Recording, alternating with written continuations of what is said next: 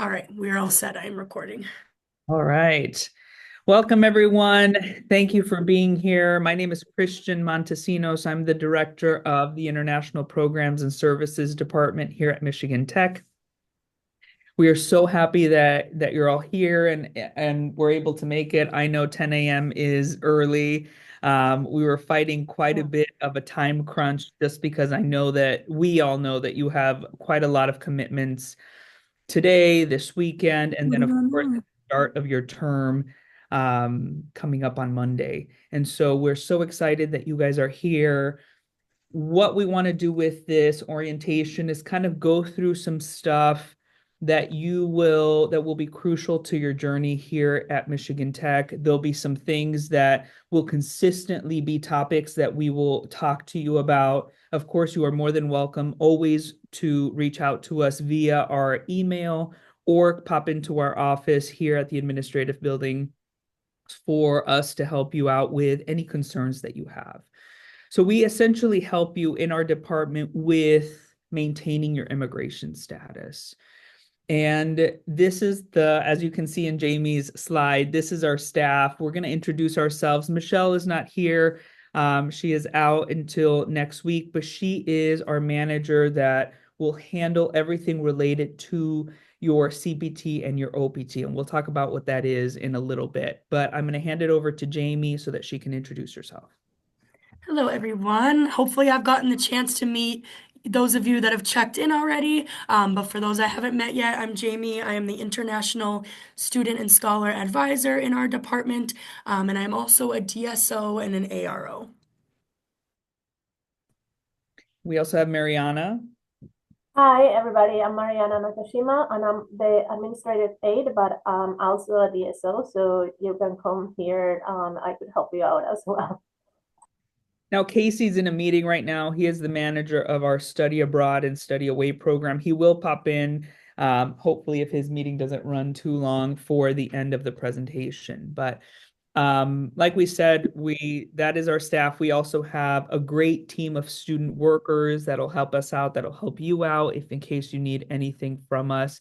But I'm gonna turn it on over to Jamie to start with some of the basics that maybe you've already gone through, but if in case you have not, it's going to be very crucial for you as you start this path. Yeah, so as Christian mentioned, this is kind of your starting point. Checking in with our department is the first big step.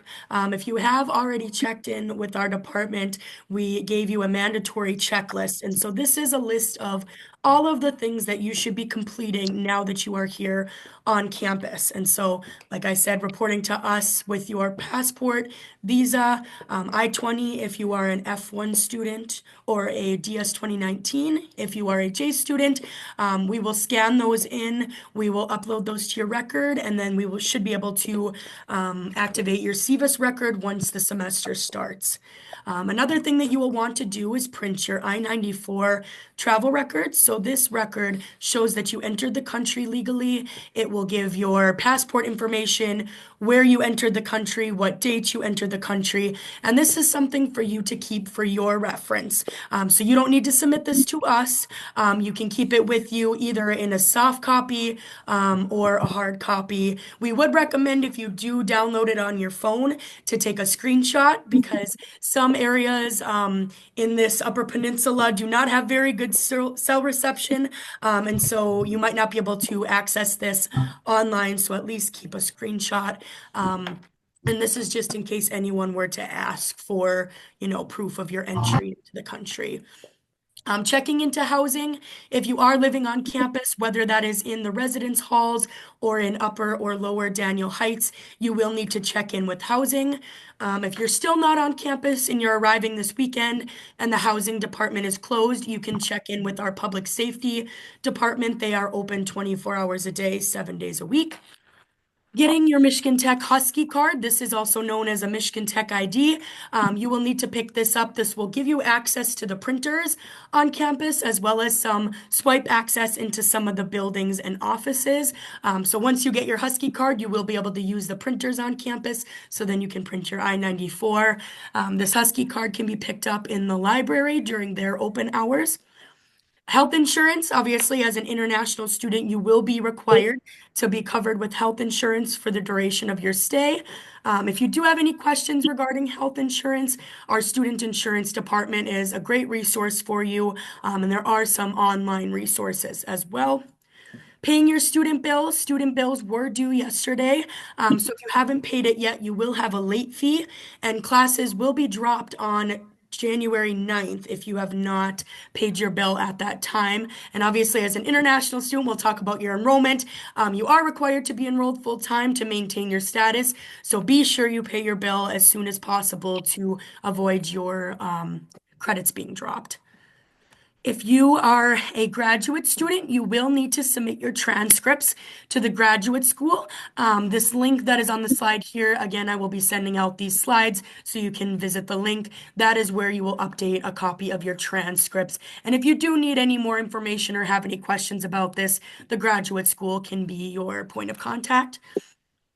And the final thing, which again is a really, really big thing that enables us to be able to activate your immigration record, is to update your United States mailing address in your BANWeb account. So I've linked the direct link to BANWeb on this slide. This needs to be updated within 10 days anytime you move within the United States. So if you go home for a break back to your home country, you don't need to update it. However, if you maybe visit family over spring break and they live in Texas or Florida or wherever it may be, you need to update this, even if you will only be residing there for a few days. We would hate for the government to come, looking for a student and they look up your address and you aren't where you say you are. So definitely be sure that you do this. And if you're already in the country, you can even do this today if you haven't already. Otherwise, any other important information that you will ever need can be found on the IPS website. We have linked it at the bottom here. If you do have any other clarification questions once visiting our website, feel free to reach out to us. If we ever send you any emails, ips@mtu.edu, be sure that you read it top to bottom, first word to last word, because everything that we send is important information that you will need to know, whether that's about events for you as an international student, anything pertaining to your immigration status. If you're under enrolled and we're letting you know that you need to enroll in courses, be sure to read everything that is sent by our email address in our department. So with that, we move on to maintaining immigration status. And a lot of the previous slide also, is linked with this slide as well, because a lot of the things you need to do are pertaining to your immigration status. So the first thing, like I already mentioned, maintaining your health insurance. You may need to submit that to the student insurance department, as well as pay the fees if you are taking insurance through Michigan Tech. Again, reporting all address changes via your BANWeb account within 10 days. One thing that I will add with this is to be sure that you check any errors. I know a lot of students already that are new have stopped in and said, I tried updating my address on BANWeb, but I got an error. Some common errors are the first being the date that you put in the address. So the United States for the date, we put the month, day, and then the year, whereas other countries may be a little different. So be sure that you check that you are putting the date in the United States format. Another thing is that sometimes students are not able to update their mailing address directly just because your current mailing address is from your home country. So if this is the case, what you can do is you can update your future mailing address with the next day's date, and then it will update. So that's just kind of a little trick to getting your address to update if you can't update your mailing directly. If you do have any changes, whether that is to your financials, your major, your level, if you move from master's to PhD, any changes that you have that will affect your I-20 and the information that is on there, you must directly report to our department so that we can make this change to your record and your I-20. So we are here to help you and advise you with your immigration status and update your records as necessary. However, we don't know if anything changes pertaining to your degree program unless you tell us. So maintaining your immigration status and being sure that everything is accurate and up to date is your responsibility. So just like your academics and attending your classes, doing your assignments is your responsibility, so is your immigration status. We're always here to answer any questions you may have, but you are responsible for making sure that that documentation is up to date. Another thing that you are required to do is maintaining full-time academic status. And so if you are a graduate student, this is 9 credits. If you are an undergraduate student, that is 12 credits. So if there is a situation where you do need to drop a course, you are not able to drop a course through the registrar's office without talking to a DSO in our department first. Because we obviously need to be sure that you are still maintaining this status and that you will still be in full-time credit allowance. So be sure that you talk to us if you are having any issues with classes and you need to drop a class. Some exceptions to being enrolled full-time is what is called a reduced course load. So if you are authorized for a reduced course load, you are allowed to be enrolled in under the full-time status credits. So obviously, again, 9 credits for graduate students, 12 for undergraduate. If you have a medical reason, which would require you to enroll in under full-time status, you can get a medical reduced course load. All this information on reduced course loads is also listed on our website. With this medical reduced course load, you will need to submit a letter from a United States licensed physician that confirms your reason for needing the reduced course load. If you are a new student, which obviously that is all of you guys in this Zoom here, you can get a reduced course load for academic concerns.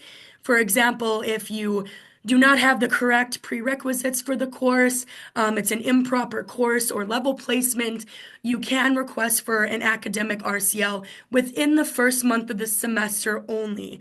So if you're going into the last few months or weeks of the semester and you're failing a course, you cannot come to our department saying, I need an academic reduced course load. So failing a course is not a reason for needing an academic reduced course load. It's only very specific cases.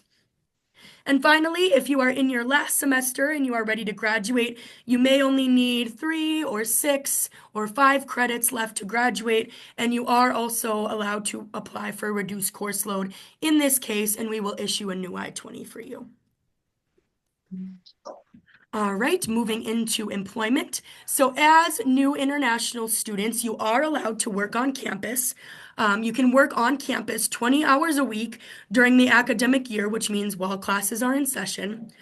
And there is an exception during breaks, such as spring break, the winter break, which is between the fall and spring semesters, the summer break, where you can work 40 hours per week on campus. So you can have multiple jobs on campus. You know, a lot of our students, they work in the dining halls, they work in housing, they may work in one of their academic departments. You can work in however many on-campus jobs that you would like. However, you cannot exceed these hours per week. So if you have 2 on-campus jobs during the semester, you have to be sure that the total hours that you work in both of those jobs does not exceed 20 hours. This is an immigration requirement, and if you do go over these 20 hours, you will be receiving an email from our department letting you know that, at first it'll be a warning, but, once that warning comes and you have a second violation of this requirement, we will have to report that to the government. So be sure that you are very careful that you do not go over this. To find on-campus jobs, you can reach out directly to some departments that you may be interested in working at. Otherwise, Handshake is an application that we use online to find on-campus jobs. So Career Services is the one that is in charge of Handshake. So any additional questions that you have for them, you can reach out. Otherwise, it's a great resource for you to apply and find some openings on campus. So moving into CPT and OPT. So CPT, Curricular Practical Training, also known as an internship or a co-op, is off-campus employment. So this is a job that you may be working during the summer, during the spring semester, while you are here on your program. So you are eligible as an international student for curricular practical training as an F1 status holder beginning spring 2026 semester. So you must enroll in a full academic year of courses before you are eligible for CPT. So obviously you guys are starting in the spring 2025 semester, so you are not eligible for CPT until the spring 2026 semester. While you are here on the full duration of your program, you can only take up to 364 days of CPT. So although CPT, we allow that 364 days, obviously your main reason for being here is to be a student, is to take classes. So we would recommend not taking that full 364 days. A lot of students will take, maybe a spring or a fall semester as well as a summer.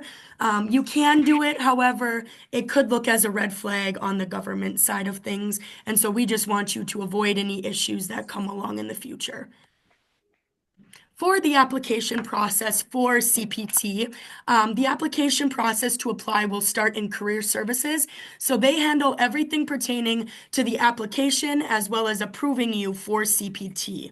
So once Career Services approves your CPT, your information will then be passed along to Michelle in our department, and she will send you the I-20 for your CPT authorization. So anything that you have a question with regarding your offer letters for CPT, the application, when you'll be approved, that is all directed to Career Services.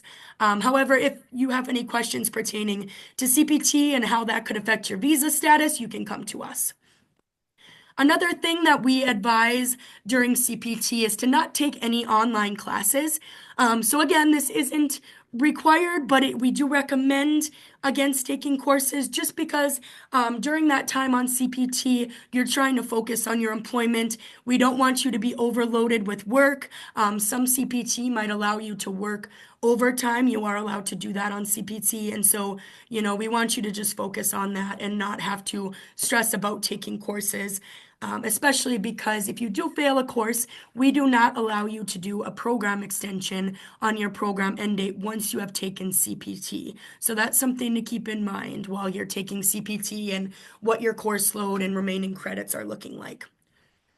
And the final thing is you should not take 3 CPT semesters in a row. Again, this is very frowned upon on the government. Sure, it may not affect you right now while you are active as a student at Michigan Tech, but further down the line, if you try to apply for OPT, STEM OPT, or even H-1B, this may come back and catch up to you. So definitely, we would recommend following our advice because we're just trying to look out what is best for your immigration status.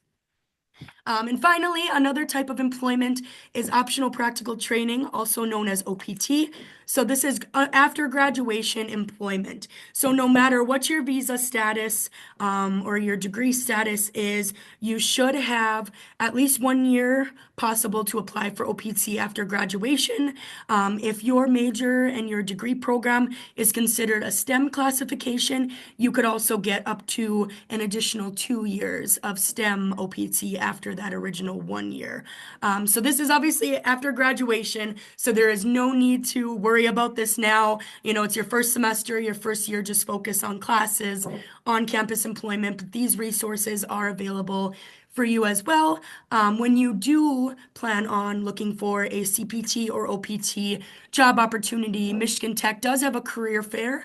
Even though you are not eligible right now, there will be a spring career fair this semester on January 28th from noon to 5 at the SDC gymnasiums. And so even though you're not looking for employment right now, we do always recommend going every semester and just getting to start to know some of these recruiters.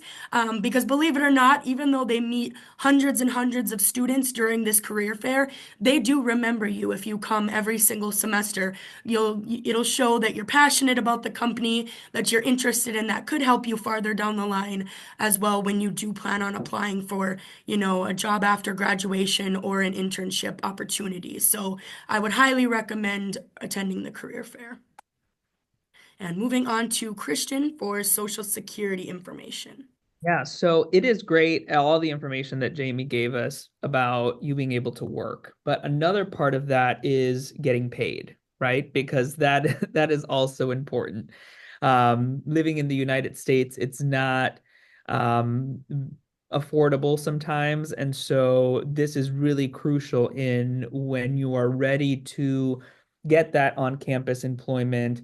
How do we get you paid, right? And that is with and through a social security number.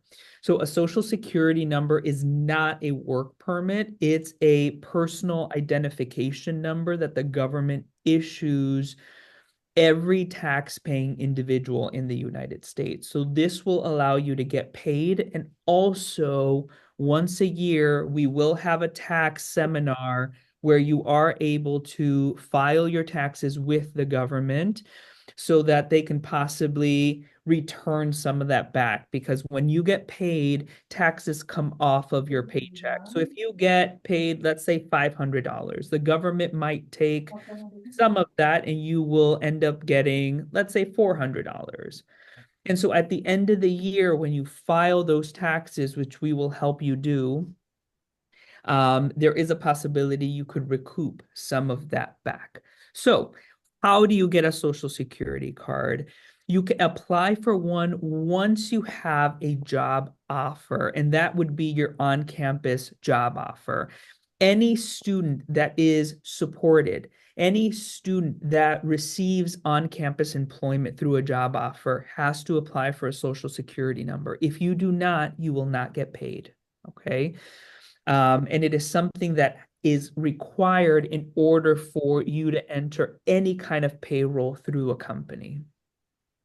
So when should you apply for your Social Security number? Normally, because we have individuals checking in at different times, as you saw, some of you checked in already, some of you have maybe not checked in. We still have some people that may check in this coming week. So we take a little bit to activate your immigration record just to ensure that we are getting all of you. So Jamie is really great at keeping up with this, even though she has a lot of sleepless nights doing it. But we usually activate your immigration record up to around the end of the second week of the semester. Okay. Now, the Social Security number the Social Security Administration here in Houghton takes a little bit to update that. And so it takes them about 2 additional weeks to update their records with the immigration system. So the immigration system and the Social Security Administration system kind of speak to each other, but it takes a little bit of time for that to happen. So we usually recommend maybe about a month after. So you're going to wait till the second week of the semester for us to activate your record, and then about 14 days after that to be able to apply for your Social Security number. Now, there is no fee to be able to apply for a Social Security number. They are free. We also have all of the information and the step-by-step guide on how to do it on our website. If you don't remember any of this, if you are overburdened with all of this information that we are giving you, go to our website. You can email us, you can stop by the office, but all of it is there. So, what are you going to need to apply for that Social Security card? Jamie, if you can switch the slide. Thank you. So in order to apply for your Social Security card, you're going to need a lot of the documents that you already provided us during your check-in. So your passport, your visa, that I-94 that we had you print out, that once again, Jamie has linked in there for you to be able to do. If you are an F1 student, bring all of your original I-20s. If you are a J student, your DS 2019. Also, you're going to need a few more documentation pieces. And that first one is going to be that employment job offer letter, right? That you're going to get from Michigan Tech, from their hiring department. It's going to be through the dining or your academic department or whatever department that you are finding employment in. That job offer letter is something that you're going to take. You're also going to get a support letter from us, just validating that you need that Social Security number. That is something that you can email us about, but we do have like I said, on our website, there's a Google form that you can go on there so that we can generate that for you. And then the last thing is going to be to complete the Social Security application. And that is in order to apply through the Social Security Administration to be able to get that that Social Security card with that specific number that is to you. Make sure you fill in all the sections. If a question is not applicable to you, put in N/A. Okay, that just means not applicable to you. Another thing that will be quite crucial here in the United States is to be able to drive, to be able to get around. Now, thankfully, we live in an area that is, although quite remote, everything is very concentrated. And so you don't have that need to be able to drive, right? Maybe some of you have driven in your home countries. Maybe some of you have never driven and do not want to ever drive. Maybe some of you have never driven and do want to drive, right? Want to experience that. And especially this, we have seen this play out quite a lot with our students that are very excited to be here in the United States and don't want to just stay in Houghton and visit a lot of the Keweenaw, a lot of the Upper Peninsula, or go visit family in other states during the breaks. And so in order to be able to rent a car, in order to be able to drive a car, right, you're going to need a driver's license. And that is a permit that the state authorizes you to have to be able to conduct a vehicle. So in order to get a driver's license, you have to pass a written test. There are, if you go to the Michigan Secretary of State, there is their website. They do have the questions that you have to study and memorize in order to be able to pass that written test. You are to pass also a road sign test, a vision test, and then ultimately a driving test, right? They have to make sure that they know that you guys are smart, right? You guys made it to Michigan Tech, but they also have to know that you are able to actually drive on the road. So being able to with some friends, being able oh, thank you. Being able to get with some friends or people that you room with, and maybe practicing, right?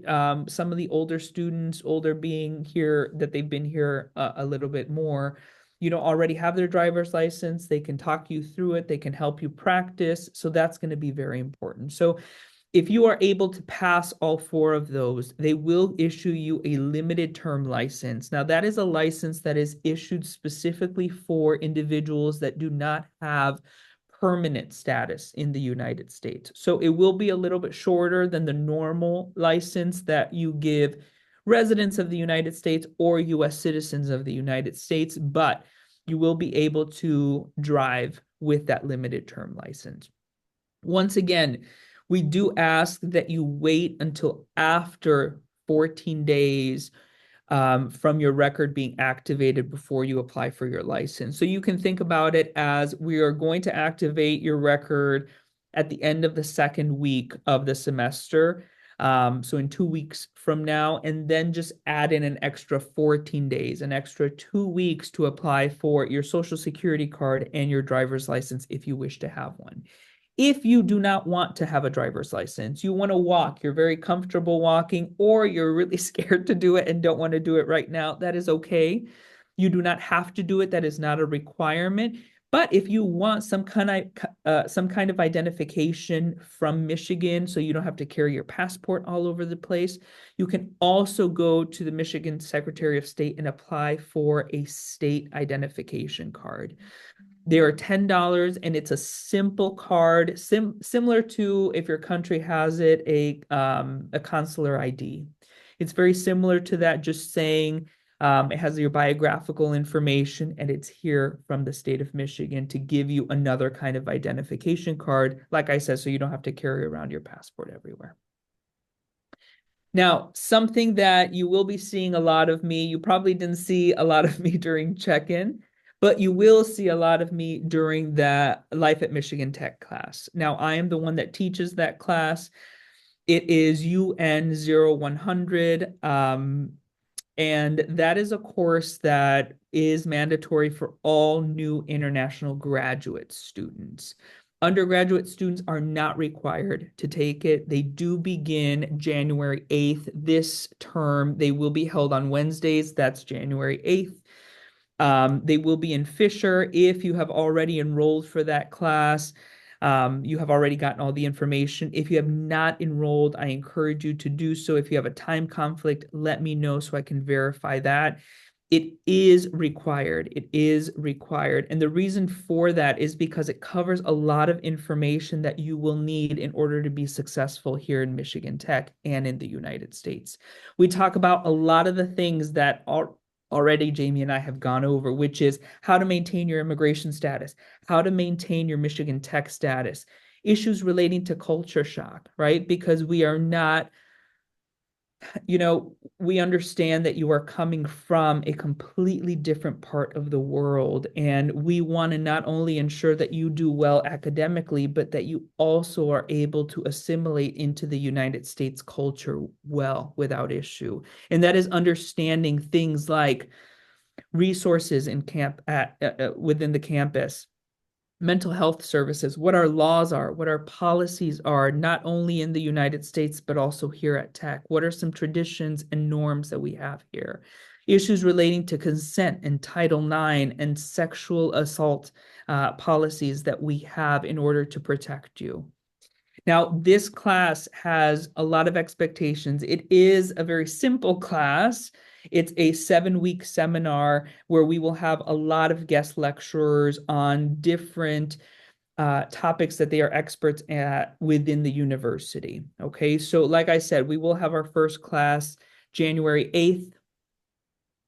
The code for the course is, I don't have it off the top of my head. You can email me or email the IPS at mtu.edu and we'll get that for you. I don't have the course code right on the top of my head, but it's UN0100. I'm going to type that in for you. All right, now, yes, you will be added automatically to the Canvas page as well. And if you have any other questions, just like Pranav is doing, feel free to use the chat feature. Okay, so we'll monitor that and ask you that.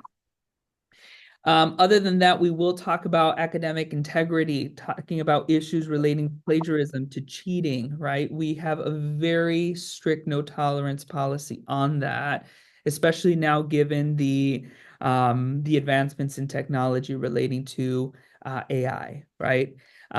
We know that a lot of you are young and also maybe first time traveling out of the country. We're not oblivious to the fact that you may drink alcohol, and that is something that we're okay with within the fine lines of our living guide, which is through our rules and regulations and expectations here at Michigan Tech. It will be linked there. It is something that we will talk about also at Michigan, at Life at Tech. All right, and then some other things that we just want to make sure that we will talk in depth at in the course is really diving into that assimilation piece, because a lot of the things that we have seen, all of us, through firsthand experience working with so many international students, are customs that don't necessarily translate to US culture. Things like hustling, going out into the street and hustling, or bargaining, nagging, those things like that. We will be talking about respecting lines, respecting people's time, not interrupting people.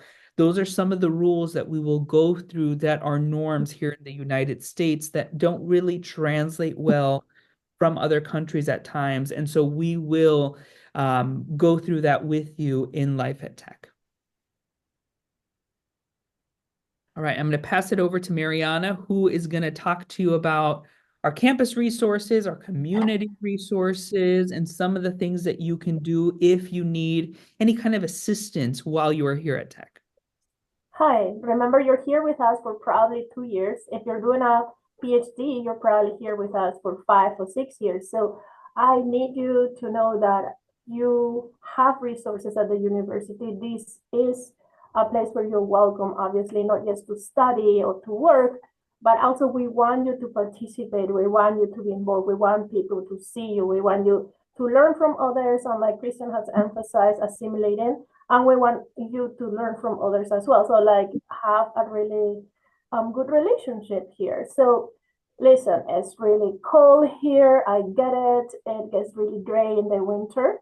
We have beautiful summers, and I do think our winters are beautiful, but please make sure, I know I'm being a mother here, but make sure you take your vitamin D. It's very important. In the sunny days, make sure even if it's cold, go for a walk. It's really important to get all that.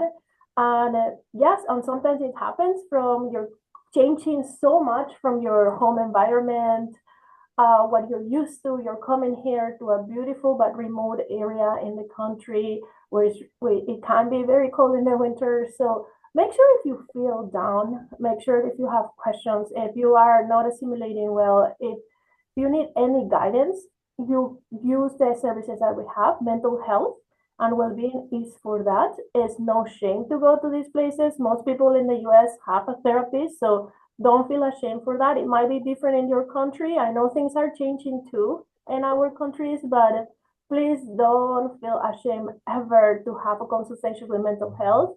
They're a very, very good team, and you will find a therapist that could help you. We want you to feel very good here while your time here. Public safety and the police services. You see something unusual, you see something that is not comfortable, please make sure you go to public safety. They're open 24/7. They're the campus police. You can talk to them if you're outside campus and something happens. Make sure you call the police as well. And I'm talking about, of course, serious things, right? I mean, or even if you see, like, for example, somebody speeding at 50 miles an hour near the housing where you are, and I'm talking about specifically Daniel Heights, like we can't have that, right? So make sure you're alert, like nobody should be making you feel unsafe.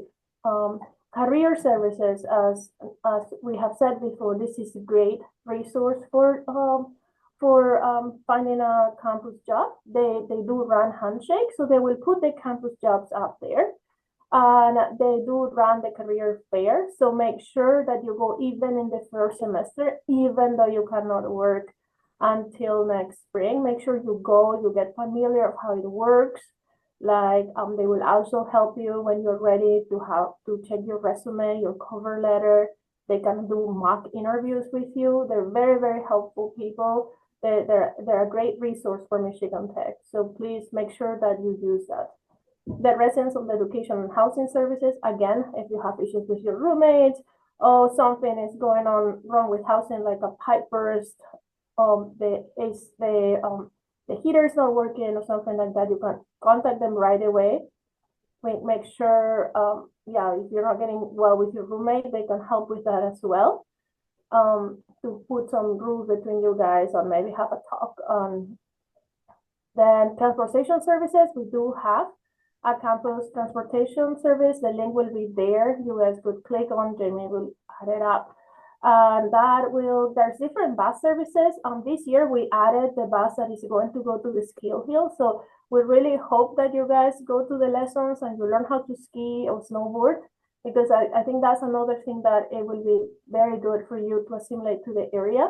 Winter sports are kind of like a must here because we do have so much snow, and it's a great opportunity to learn something that you probably would not be able to learn in your country for most of you. So transportation services will go to Ski Hill, also goes to Hancock, which is the city next to us on the other side of the bridge. It will go around Houghton to Walmart, to the shops, to the bank.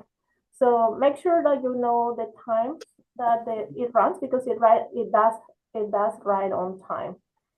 Food pantry. This one is seriously done for emergencies. So this is not a free grocery. We understand that at moments of time, students might need to have a food pantry, a free food pantry. So please know that that's only in special locations. So we want to make sure we don't overuse it when we don't need it. We only use it when we need it, because we want it to be there forever, and that's the only way to do it if we use it properly. So, but on the other hand, of course we will not want anyone to go hungry. So make sure this is utilized for emergencies. Let a friend know if you know that somebody that is needing it, that is out there. Then we have Tiffany Jagger. She is wonderful. She's our student support coordinator. She works in the first floor of the administration building, so right on the floor below IPS. So if you have any questions about your school and any things like more related to how you're adapting to Michigan Tech and more like academic, you can go and talk to Tiffany. She's very good for that. Student Development Complex, I tell you, we have an amazing gym. It's open, I think, I know, at 5:50 a.m. and it goes, I think, all the way to 8 p.m. But the gym is wonderful. They just redid the weight and lifting area. So I know a lot of students that got really into going to the gym. I tell you, it's like a very healthy way to start in the day or break it at midday. It's really good to do sports here. And it's nice because you don't want to be like just sitting and studying all day. Sometimes when you study all day, like things get really confusing. I think it's really nice to have a break, exercise, and come back to your studies with like a more clear mind. The library, our library is open 24/7 with your ID. Not the whole library, but at night is only one section that is open to study. Yeah, this is a very safe campus, so you're probably pretty good walking at any time in the night. The only thing that I tell you is like just have the right shoes, because that's the only thing that it could be tricky, like if it gets sleepy or something like that. But other than that, it's a beautiful library. Yeah, I recommend you to study there. I know that a lot of people do. Institutional equity and Title IX, as Christian said, this is about many things, but it's just to keep you safe, basically. Just make sure that you understand what this is about. And that nobody tries to harm you, like, emotionally or in other ways. So make sure that you read this as well. And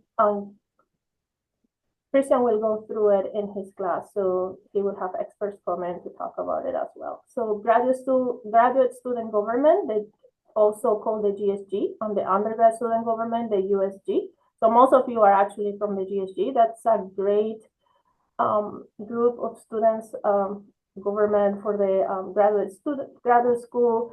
They do a lot of activities.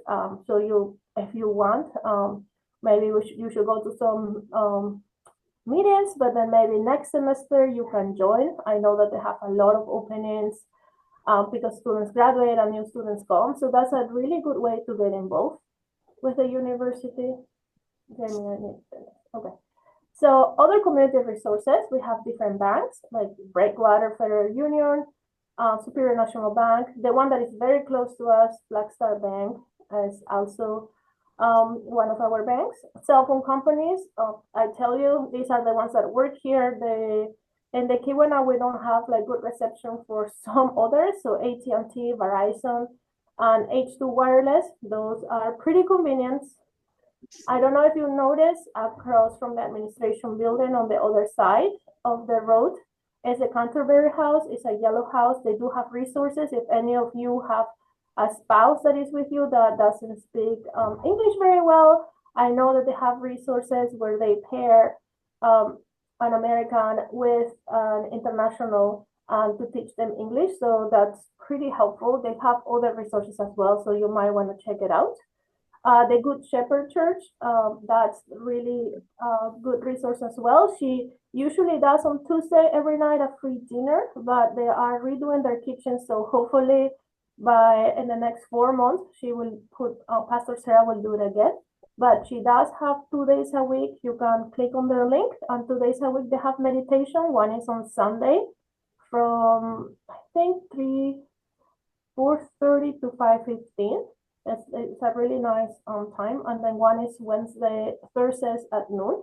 But that's what she offers. Of course, she also has an open to every religion mass every Sunday. Hospitals. So now if you get sick, hopefully you don't. But if you get sick, we have the Upper Great Lakes Clinic. That one is right on campus. It's near the gym, the SDC. We have Portage Health as well. We have Aspirus, and we have the walk-in clinic in Houghton.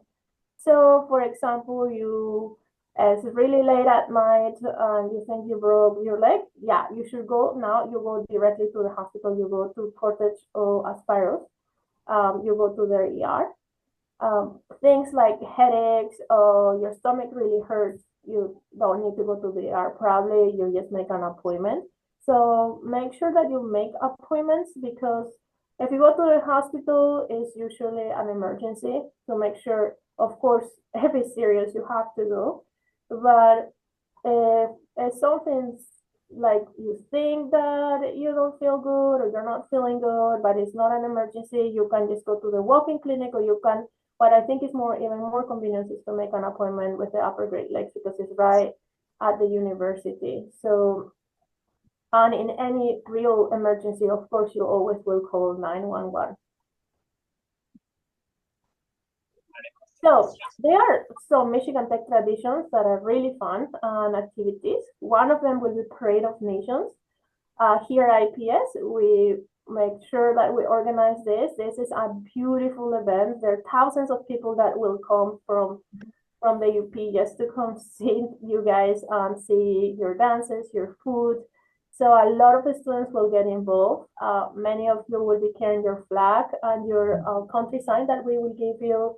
And then at the end, we end up in a stadium close to the university after like a 45-minute walk.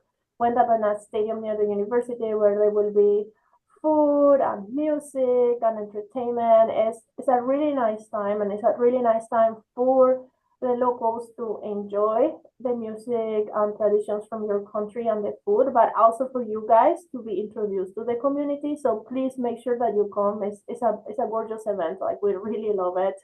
K-Day is another one that is wonderful because all the student organizations will be there. So Parade of Nations happens in September, right? And then K-Day will happen at the beginning of next fall semester. All the student organizations will be there, so you could see what you want to join. And there's so many of them. You can join them now too, but that's another way to see them all in one place.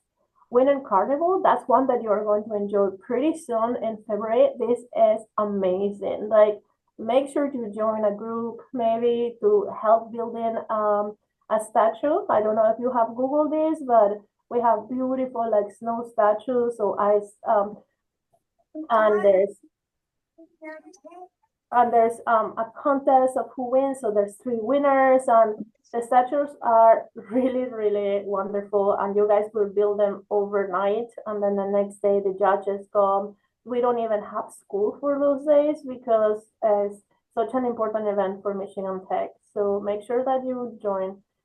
Register student organizations. We have many student organizations, hundreds of them. So you can get involved and look at them through the link again.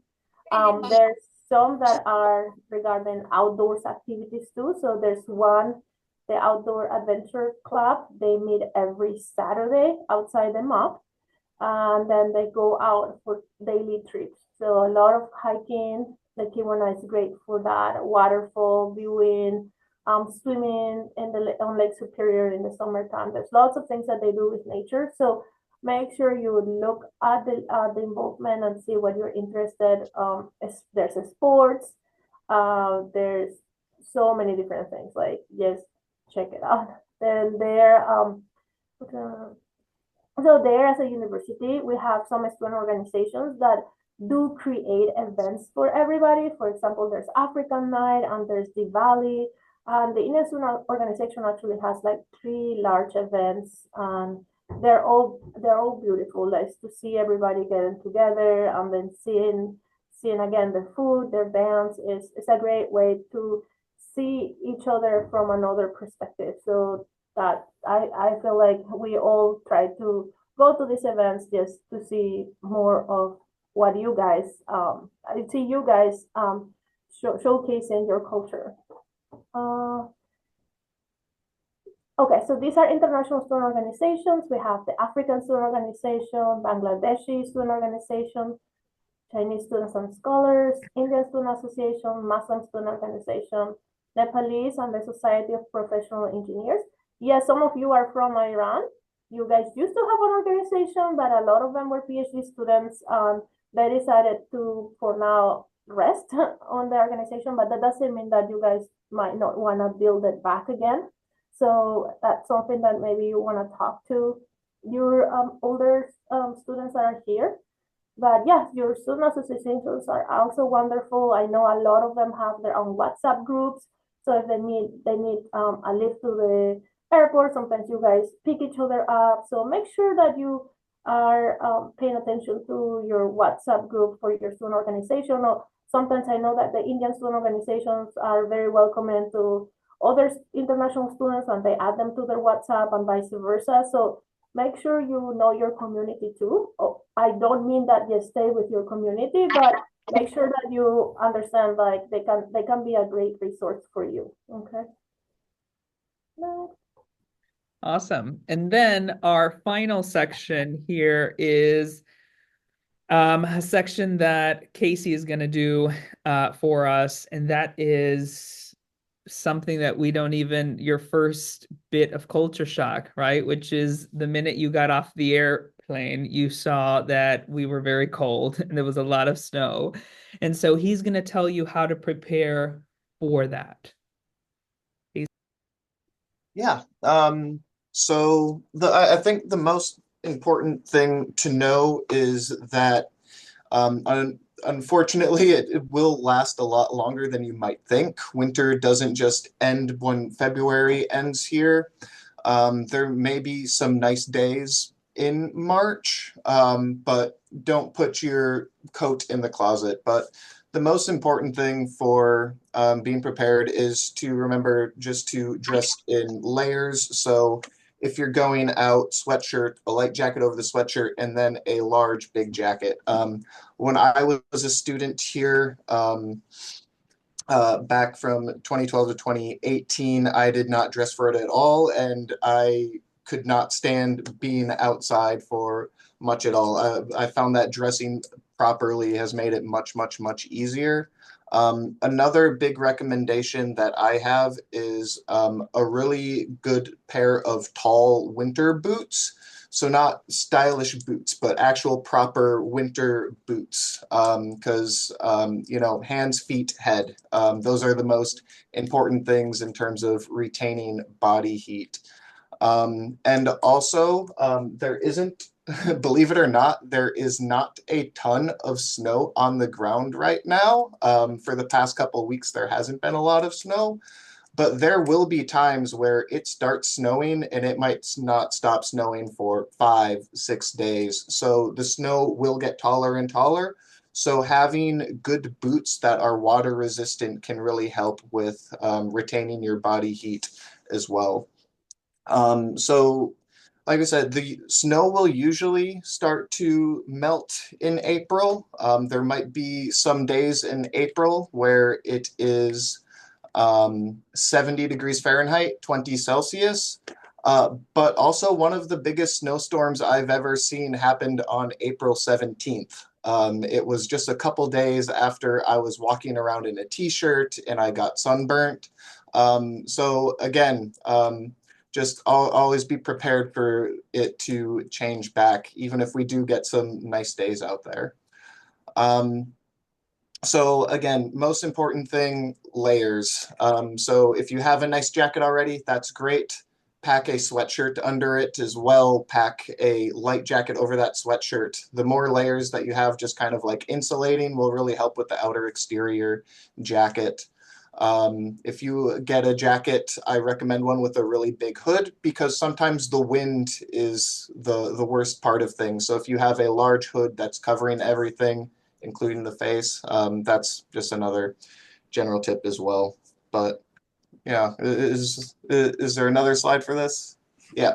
Okay. Yeah, more of what to wear. The winter waterproof jacket. Large mittens are very helpful. Again, a stylish pair of gloves won't cut it. You need to forego style and really just put on the nicest, warmest things you can find.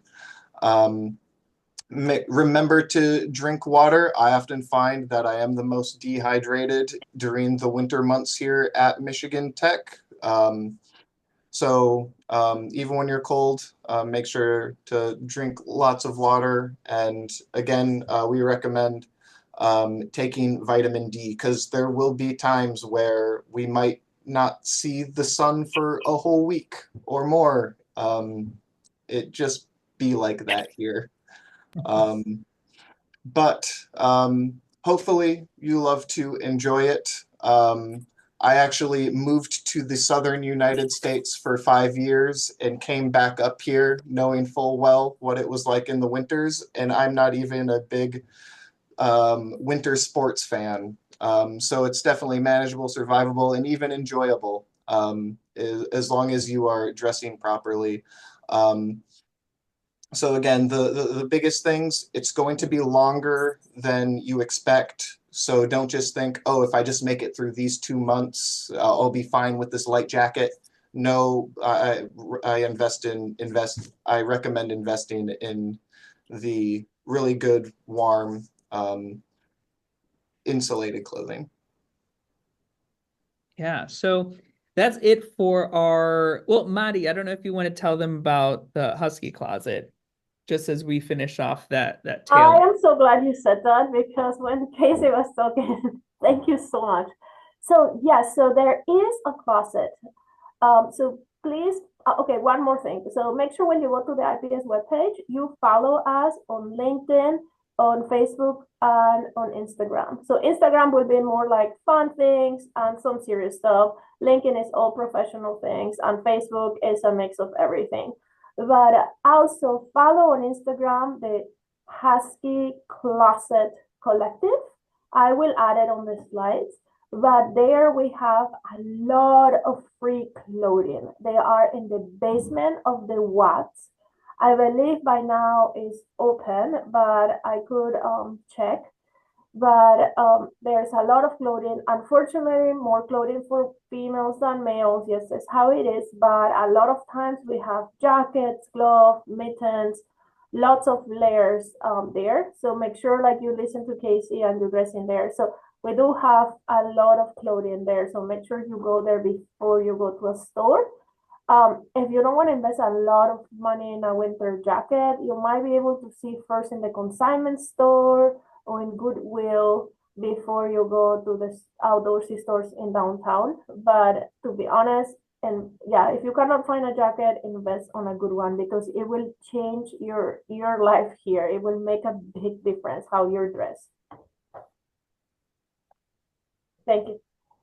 And another thing too that I wanted to add, I know on a lot of our slides we talked about our website, and so we had a student worker a few years ago that helped us perfectly craft our website based on the questions we hear all the time. So how do I apply for SSN? How do I, request a letter from you guys? So we've made our webpage as convenient as possible for you to find the answers that you need. So this is our main homepage, and on this side we've included a little box here with helpful links. This is where we kind of pulled the topics that we get questions about all the time. So definitely a great resource. We know that sometimes people may also have pretty lengthy questions as well, and you might maybe not want to just stop in and drop in at any time. Maybe you want to meet with one of us specifically. And so on our staff listing, what we did as well is we added a little box here for each person to book an appointment. So you can either select to do that online or in person, and those are just half-hour slots. So that way, if you feel more comfortable having just a one-on-one conversation with someone, or it's something that, you need a lot of things clarified, you can book accordingly. We kind of, on the links, include what we do individually because one person may be best to reach out to for specific topics compared to someone else. So definitely good to check that out as well. Yeah, and another thing that all of you, once you check in, we will be adding you to our listserv for our email. And what that does is not only so that we can send you reminder emails or like Jamie and Mariana pointed out, sometimes we'll send you event invites, we'll give you notifications about, let's say you get a scam email, right? Somebody emailing you saying they have a job for you so long as you provide them your immigration documents, which is fraudulent, right? We get a lot of those.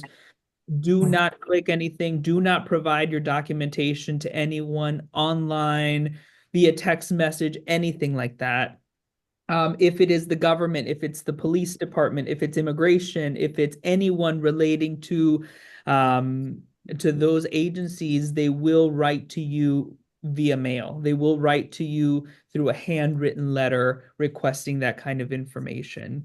If you get an email that seems suspicious, seems too good to be true, definitely let us know. There is no shame in that. We cannot help you if we don't know about it. So let us know. Even if it is legitimate, we will let you know. We will do the investigation. We are really good at that, just to make sure that you are not taking advantage of and giving money to somebody that will take that and leave you without it, right? But also, because we do have an international digest that we publish every week, it's called the International Husky. And that we will give you immigration reminders. We usually get it out around Thursdays or Fridays. It'll give you events around the community so you can get involved. You can see what's going on around the Keweenaw, around Houghton, around Hancock, and also things in the Michigan Tech community too. Okay. I see someone in the chat. Can you please repeat where we can buy winter clothes here on campus?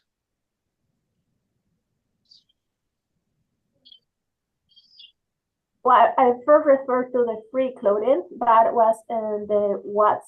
It's called the Watts. Is housing and it's in the basement floor. There's free clothing. But if you wanna buy something new, which is understandable too, there's some stores in downtown. Downwinds is definitely my favorite. It has really, really good winter jackets. But if you don't want to spend that much money because you're here for only 2 years, you want to check out Goodwill is another one. And another one is called the consignment store. So consignment stores, there's two. One is called Happy, and it's in downtown Houghton near the post office, and the other one is on the other side, which you will need a car. But you can take the university bus now when it goes to the ski hill, and it's called the Keweenaw Consignment Store, and they have a lot of jackets there as well that are gently used and they're for sale.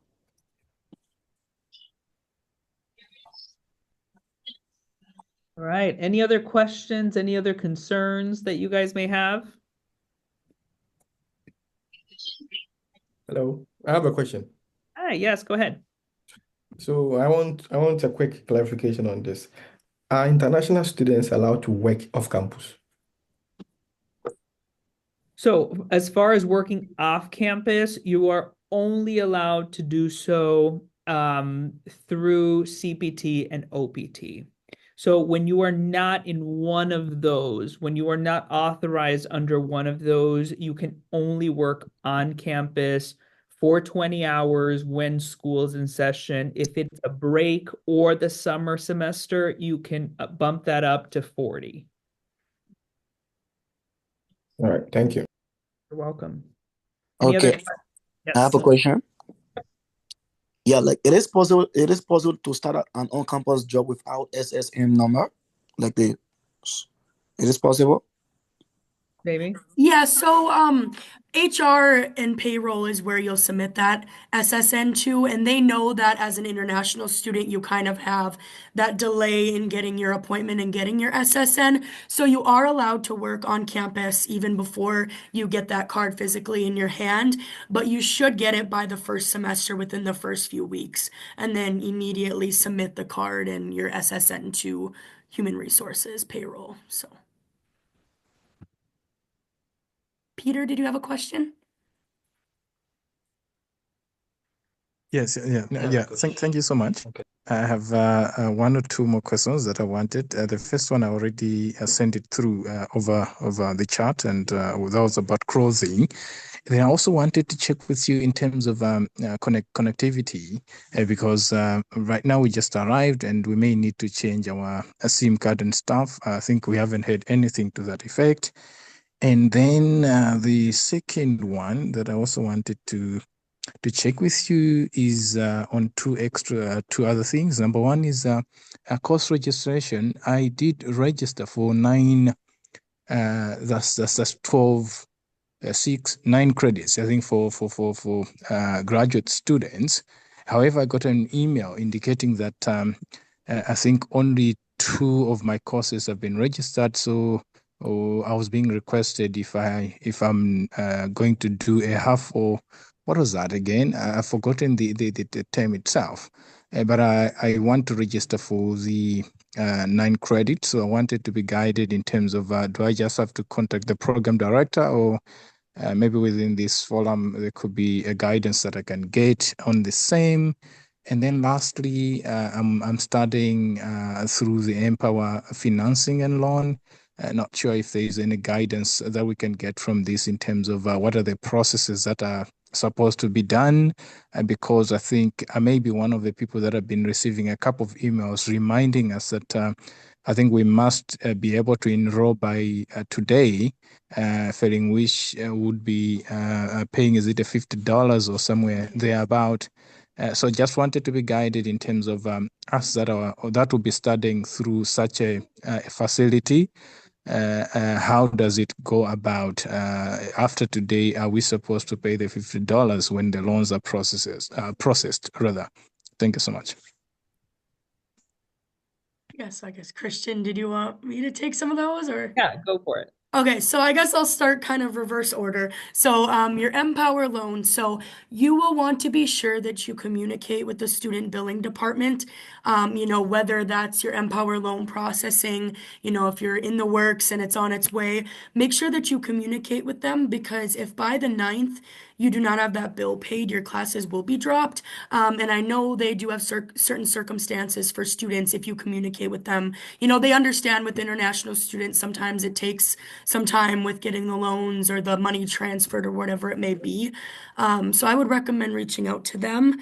In terms of getting enrolled in your courses or what courses you should be enrolled in to add another class, yeah, your academic advisor would be your best option to speak to make sure you're on track with your program. And if you do need any help getting classes added, you would want to reach out to the registrar's office, and I'll put their email in the chat here. Just make sure you do that as soon as possible. I know that some of you may be, in a similar situation where, within the next week or two, you're trying to get that full course load. So just a heads up, the second week of classes is when I start sending emails to those that are under enrolled. So just be sure, you make us aware of your situation as well as your academic advisor and all the parties that are involved.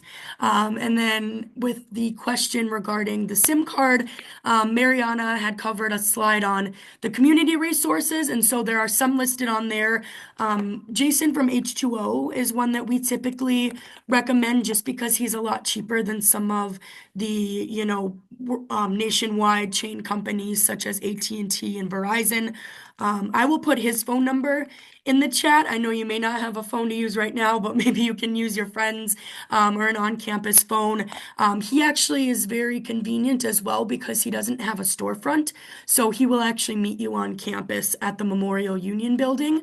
I know last semester he came a certain day and time every week, but I mean, I'm sure he'd be willing to meet with you separately as well. I know I got my screen fixed by him recently, and he came right to my office to pick it up. So he's a very nice guy and he's very efficient. So I think that answered all of your questions. If not, let us know. But Pranav, do you have a question? Yes. I have a question regarding my I-20, or I don't know how to frame it, but please guide me on this. Can you tell me what will be the procedures if we are planning to go to our home country during breaks? So what is the procedure? What is the system? What we should do? Yeah, so for traveling out of the country, whether that's your home country, Canada, wherever it may be, you will need a valid travel signature on the second page of your I-20 in order to re-enter the country. So, a lot of students, they go home for the winter break, they get back to their home country and they panic. They say, I didn't get a signature from you guys before I left. We do also have a Google form that you can attach your I-20 or DS 2019 to, and we can provide that electronically. The nice thing is that the government is now allowing electronic signatures, so you don't need that physical signature. However, you can always stop in. We love to see you guys, so you can stop in before your breaks and get that signed. They are valid for a year. So, when you got your initial I-20 from Faye in the graduate school, there should be one on the second page. I'm not sure if she provides them, but yeah, anytime you need a new updated signature, just stop in or fill out our Google form and we can provide that for you. Okay, and even if we are extending our stay at home, which department or which body should we inform? Like, if my classes are starting, consider that I am going back to my home during summer break, and my classes are starting from first week, say 6th of August, but I am willing to return by 15th of August. So, whom should I update with this delay in returning? Yeah, Mariana loves this question, so I'll pass it I to love her. this question. So many places, but really we do not recommend it unless it's something serious. Why? Because we have known through years that students that come to class 1 week late, 2 weeks late, they have much higher chance of not passing that class, okay? But let's just say it's an emergency or your sister is having a wedding and there's no way you cannot change that date.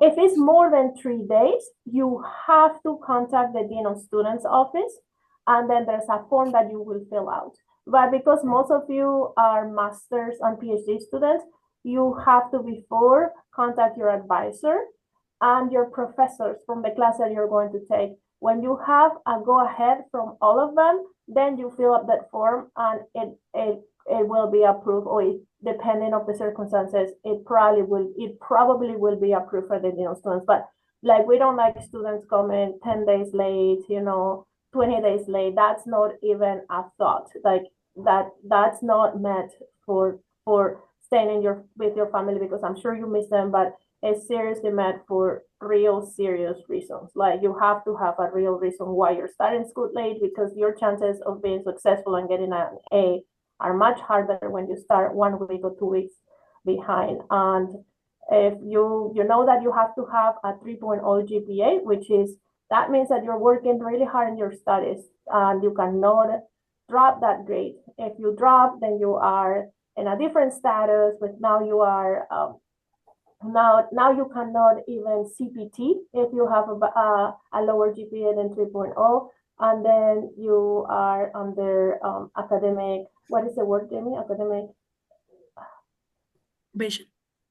When you have a lower GPA than 3.0, you are under academic probation. Yeah, academic probation first. Yeah, so you don't want to be under academic probation. So that's why we want you to be on time and come back on time.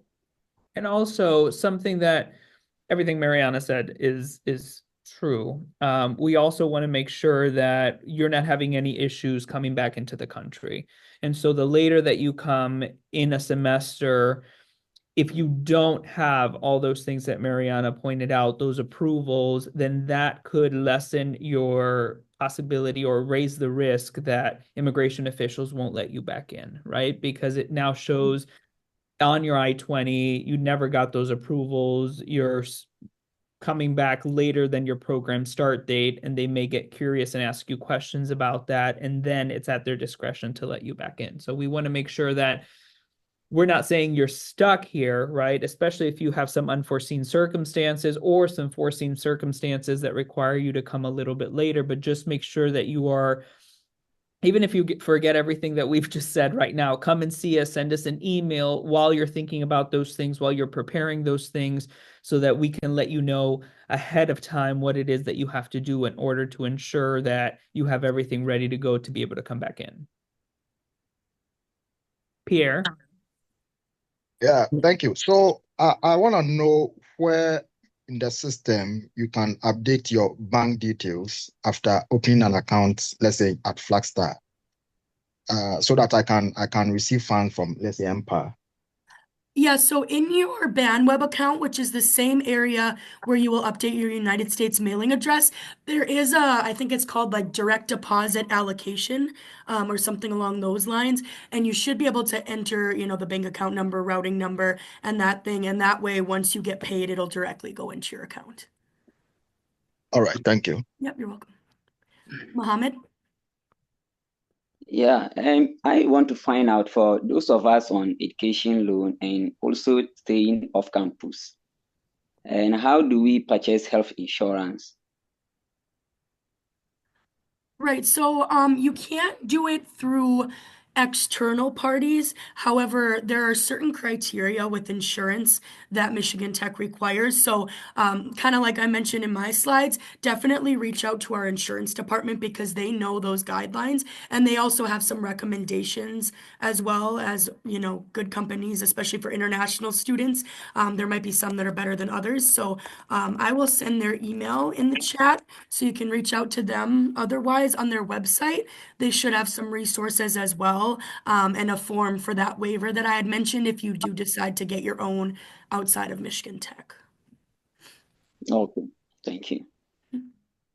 Any other questions? Yes, I have a question and a concern. Yes, Like, go ahead. yeah, like I just moved in the US recently, and I got a SIM card from AT&T on campus. A friend of mine told me about AT&T, and I got a SIM on the 5th of December. And I told like the AT&T server I wanted like the cheapest service, the cheapest one. But recently like I received a message that my bill it was 138. So I'm kind of concerned. How can the cheapest be 138? So what can I do? Can I change my number or the SIM card? Or what can I do now? So, AT&T is one of the national chain companies, and so that's typically why we recommend Jason from H2O because he's a lot cheaper. I know personally I'm in like a joint plan through AT&T, and ours is like $100 each a month. And so, there may be different alternatives for plans. I don't know what you currently have in terms of talk, text, data, that kind of thing. We do have an AT&T store in downtown Houghton that you could maybe stop in and talk to them about your plans. They might be able to, work with you and get that amount down a little bit. But yeah, I don't know the specifics of what plans they're currently offering. So I would say reach out to them downtown. Okay, thank you. Anyone else? Any other questions?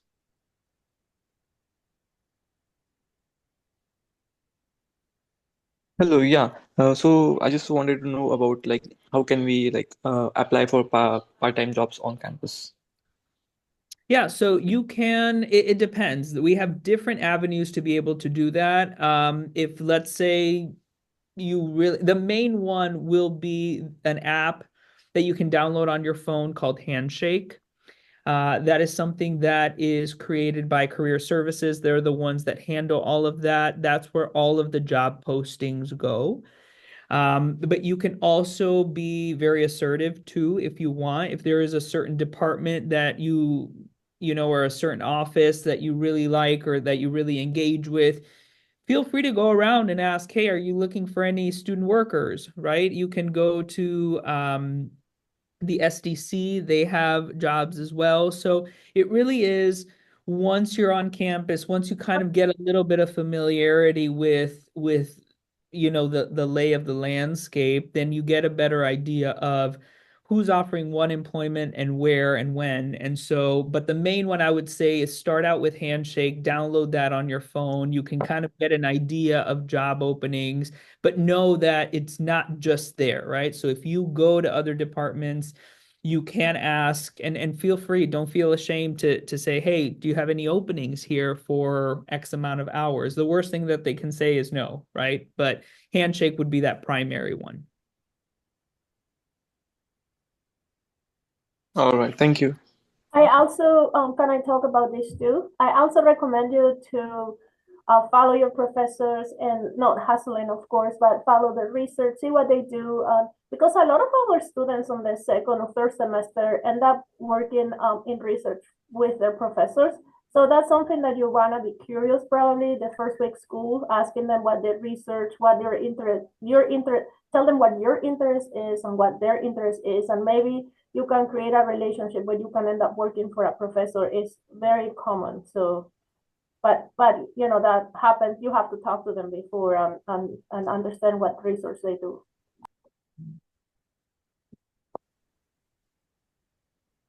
Anyone else? Okay, I have a question. Yeah. Yeah, so as an international student, can I volunteer maybe in community services or also volunteer in the department, maybe to support in the laboratory or to just do any kind of voluntary service? Yeah, so I already saw Mariana's face light up because she loves all kind of community engagement. But yes, you can definitely volunteer. We want to be careful with anything that looks like employment. And that's really going to be the big issue when we're talking about those regulations that immigration puts on each and every one of you and us as well, which is those 20 hours a week while school's in session, 40 hours on breaks. Because anything that looks like work, anything that you can get paid for instance, if they pay you cash under the table, if they give you gift cards for around town, that goes more into employment and you could be violating your visa status. But if you want to go and work at the, not work, but volunteer at the Humane Society, right? At the animal shelter, if you want to go volunteer around the holidays to give meals to the elderly, right? Those are things that are okay within the regulations of those employment regulations that immigration sets out. We want to be careful of if anything looks like work that you are not getting paid for, right? And that might trigger that violation, especially if you're doing any kind of on-campus work, if you're doing any kind of research work, anything like that. That looks more like employment than it does true volunteer work. Also, I guess, yeah, you're correct. Also, I just sent the link from SLI, Student Leadership and Involvement, and then they tell you the volunteer opportunities with the university and the community. So I will say what is the safest way to do is go through us, through our volunteer opportunities. So you know that not you're doing everything correctly, and like Christian said, you are following the law. And that way you can meet other students, which is really a great way to connect with others. And Parade of Nations is a great example for volunteering. Little plug for our department. Please do that. We do have a lot of events, not only at IPS, but also within the community, the tech community at large. So we do, all of us encourage you to take part in as many as you can. It really does create this better experience for you, not only in getting to know the community and getting to know where you live and getting to know the people here, but also your fellow students, like Mariana pointed out, right? That's the way that's going to get you into maybe more professional employments, and networking is getting to know and talking to people and meeting different people. So yeah, I encourage all of you to take part in the events that we have around campus.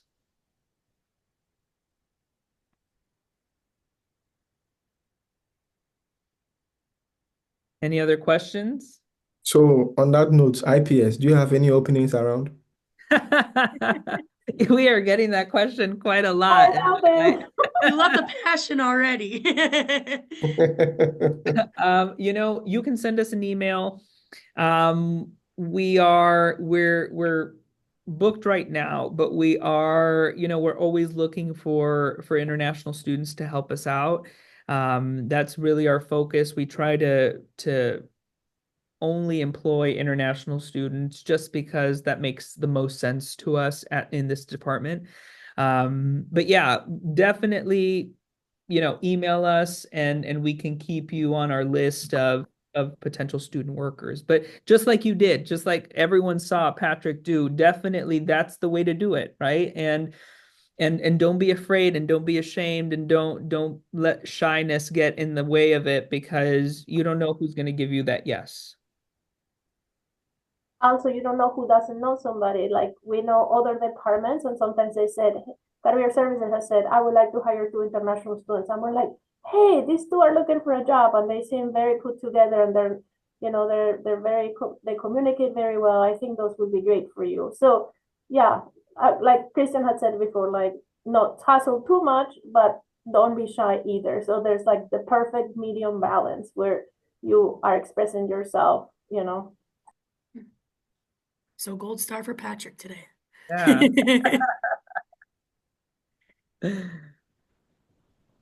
Any other questions? Yeah, I have a question. Yep. So is it mandatory to work on campus during the summer break for like the 40-hour period, or you can work out of state? No, so if you're not on CPT or OPT and you're working on campus, even on breaks, you have to be on campus.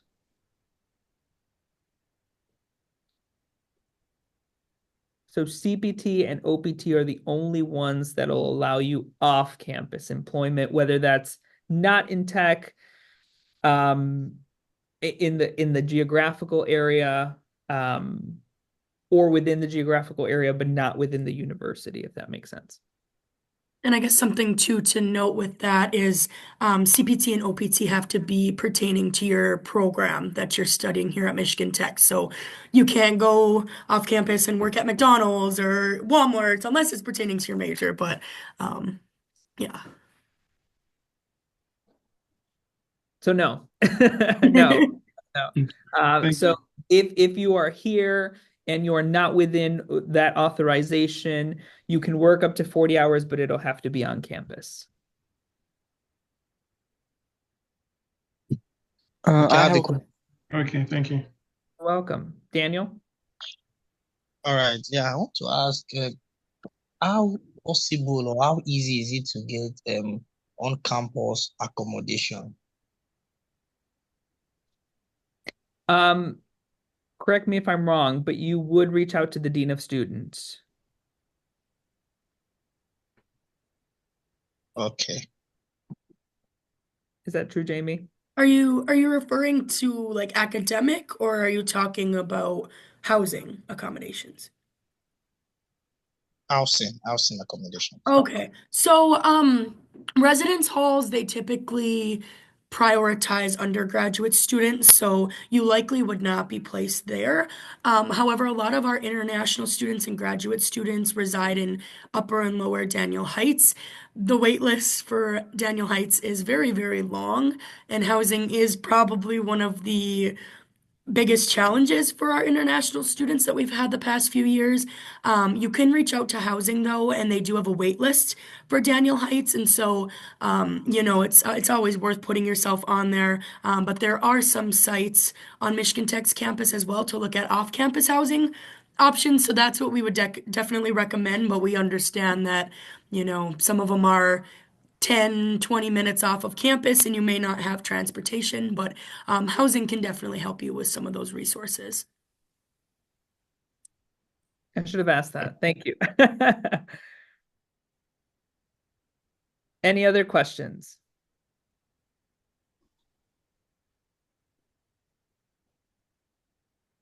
All right. Well, thank you guys. I have a question. Yep, Sorry. go ahead. No, go ahead. I just want to ask, like, in summer, are there 4-week classes available at MTU or not? Yeah, so in the summer, there are Track A and Track B classes that are offered. And so since you guys have all started in the spring semester, you aren't required to enroll in the summer because that's considered a vacation semester. Unless you're a supported student, you may have different requirements. But yeah, you can enroll in an online course in the summer for the Track A if you want. You can, you know, enroll in Track A and Track B depending on what your degree program offers. But yeah, there are classes offered in the summer. Okay. No, yeah, actually the thing is I'm a transfer student, so this is my first semester at MTU, but this will be technical. This will be my second semester, from MTU I got no they told me that I have to take at least one credit in summer as well to in order to get my CPT. That's what I was asking. Okay. Yeah. Yeah, like I said, it really depends on your funding, what your academic program requires. So, yeah, every student is kind of different in that aspect. You might Okay. need to make an appointment, right? Because that sounds a little different. Mhm. Yeah.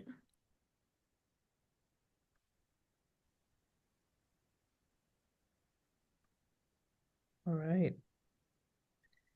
Any other last questions?